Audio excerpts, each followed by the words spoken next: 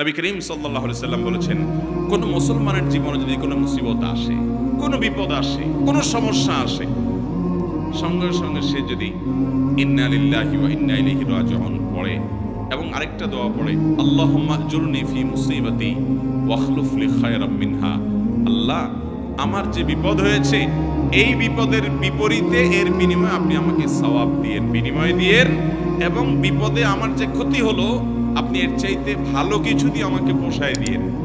এই দোয়া যদি কেউ পড়ে তো আল্লাহ রাব্বুল আলামিন তার ওই বিপদে যা ক্ষতি হবে তার থেকে বেশি দিয়ে তাকে অবশ্যই পুষিয়ে দিবেন। উম্মে সালামা রাদিয়াল্লাহু তাআলা আনহা, নবী করিম সাল্লাল্লাহু আলাইহি সাল্লামের স্ত্রী, তিনি বলেন যে আমি নবী করিম সাল্লাল্লাহু আলাইহি সাল্লামকে কিভাবে পেয়েছি তোমরা জানো? অদ্ভুত ঘটনা, শিক্ষা নেওয়ার মতো একটা ঘটনা। তিনি বলেছেন যে আমার স্বামী আবু সালামা যখন মারা গেলেন আমি খুব বেশি ব্যথিত হলাম, মর্মাহত হলাম যে একজন ভালো সঙ্গী হারালাম, স্বামীকে হারালাম।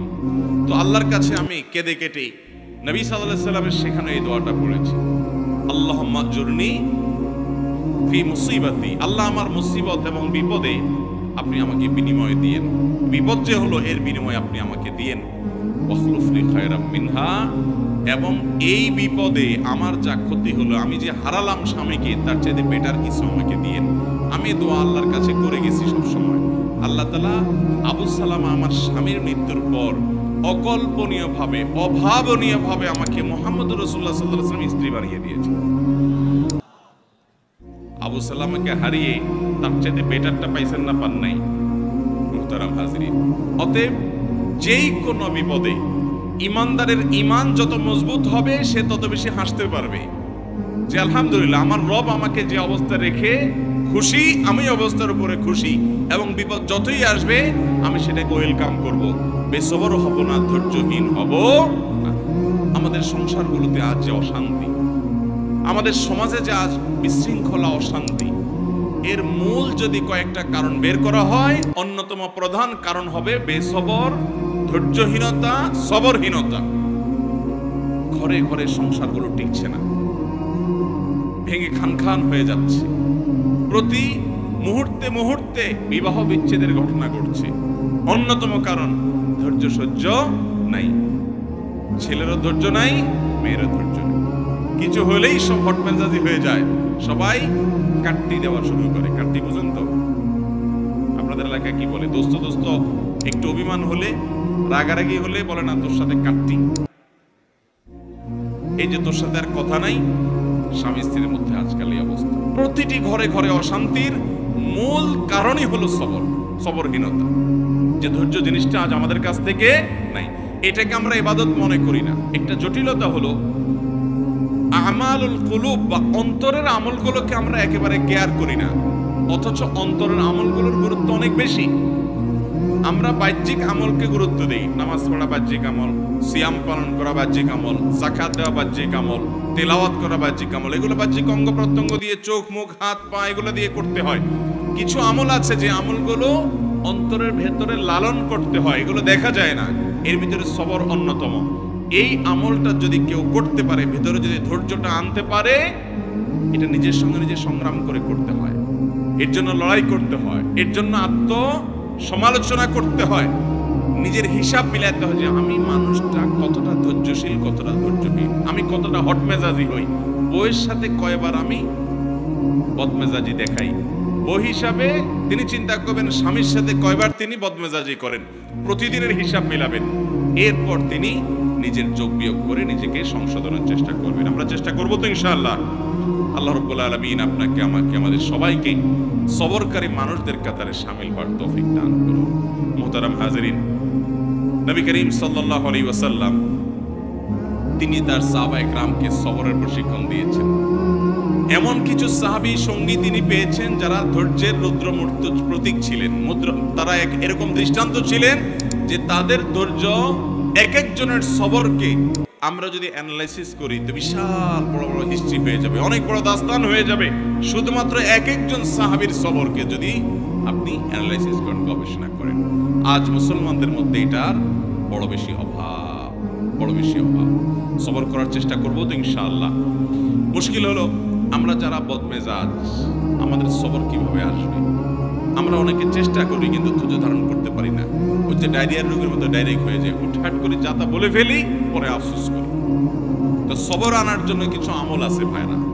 নাম্বার 1, আপনার ভিতরে সবর আনার জন্য আপনি প্রতিনিয়ত আল্লাহ রাব্বুল আলামিনের কাছে দোয়া করবেন, আল্লাহ আপনি আমাকে সবর এবং ধৈর্য ধারণ করার তৌফিক দান করেন। যে কোনো বদামল দূরের জন্য আল্লাহ তাআলার কাছে পানাহ চাইতে হয়। নবী আলাইহিস সালাম পানাহ চাইতেন, এই জন্য আল্লাহর কাছে দোয়া করতে হবে।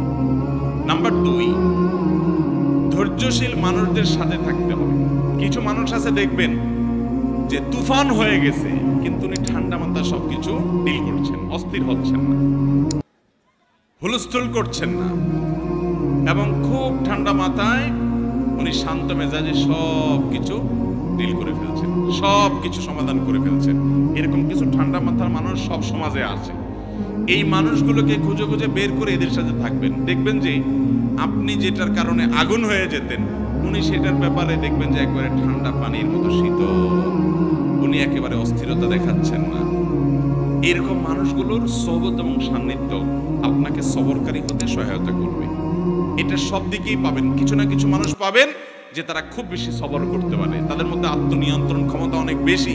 তাদের সান্নিধ্যে যত বেশি থাকবেন তত বেশি আপনার মধ্যে এই সবর করার মানসিকতা আসবে ইনশাআল্লাহ।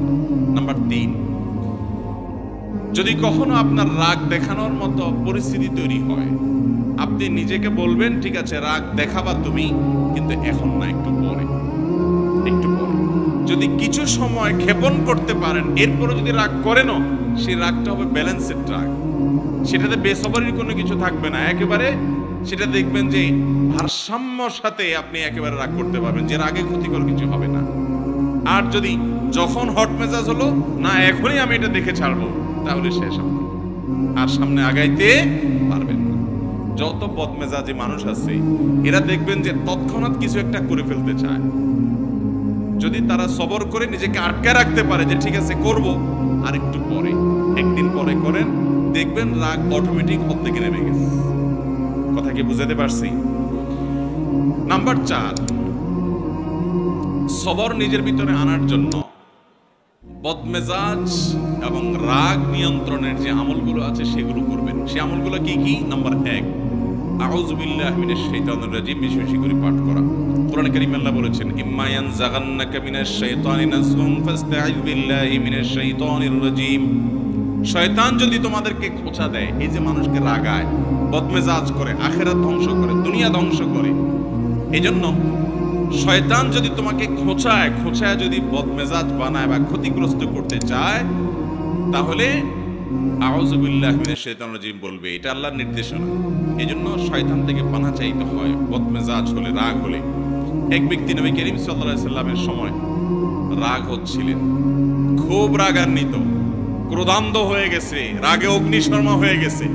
নবী সাল্লাল্লাহু আলাইহি সাল্লাম দূর থেকে দেখে বলছেন এই লোকটার মধ্যে যে প্রচন্ড রাগ দেখা যাচ্ছে, খুব বদমেজাজ হয়ে গেছে, ইন্নী লা আ'লামু কালিমাতান, আমি একটা বাক্য জানি, এই বাক্যটা যদি সে বলে তার রাগ কমে যাবে। তখন নবী সাল্লাল্লাহু আলাইহি সাল্লাম তাকে শুনিয়ে শুনিয়ে দূর থেকে সেই বাক্যটা পাঠ করলেন, সেটা হলো আউযু বিল্লাহি মিনাশ শাইতানির রাজিম। এই বাক্য পাঠ করার পর ওই লোকটা দূর থেকে শুনে তিনি ওই বাক্যটা পাঠ করলেন এবং তার বদমেজাজি আল্লাহ রাব্বুল আলামিন দূর করলেন। ভাইরা আমার, আমরা হলে তো চাইয়া বলতাম এ ভাই তোমার মাথা এত গরম হয়ে গেছে, তোমাকে একটা দোয়া শিখাই দিই, এই দোয়াটা করলে সাথে সাথে তোমার মাথা ঠান্ডা হয়ে যাবে, তুমি আউযু বিল্লাহি মিনাশ শাইতানির রাজিম পাঠ করো। এটা তার কাছে যাইয়া রাগের মুহূর্তে বললে দোয়া সে নেওয়া তো দূরের কথা, বরং বক্সিন একটা আপনার নাকের ভিতর মারার আশঙ্কা ছিল, কি থাকবে কি থাকবে না। নবী করিম সাল্লাল্লাহু আলাইহি সাল্লামের হিকমা দেখেন, উনি নবী হওয়ার পরও উম্মতকে পর্যন্ত সরাসরি এইরকম পরিস্থিতিতে কোনো কিছু বললে সে মানতে পারে কি পারে না, সেজন্য তার কাছ থেকে নবী আলাইহিস সালাম সে আশা করছেন না যে তাকে এই মুহূর্তে বলা যাবে, তিনি দূর থেকে বললেন এবং তিনি শুনে শুনে ঠান্ডা হলেন। এই জন্য আউযু বিল্লাহি মিনাশ শাইতানির রাজিম পাঠ করবেন। যাদের মধ্যে খুব রাগ বেশি আছে, ধরেন আপনার বউ, বাসার স্ত্রী অনেক রাগী, যতই বুঝান কোনো কাজ হয় না, তো যে খাবারগুলো সে খায়, যে পানীয়গুলো খায়, আউযু বিল্লাহি মিনাশ শাইতানির রাজিম 7 বার পড়ে ফু দিবেন। আবার দেখে যেন না ফেলে খবরদার।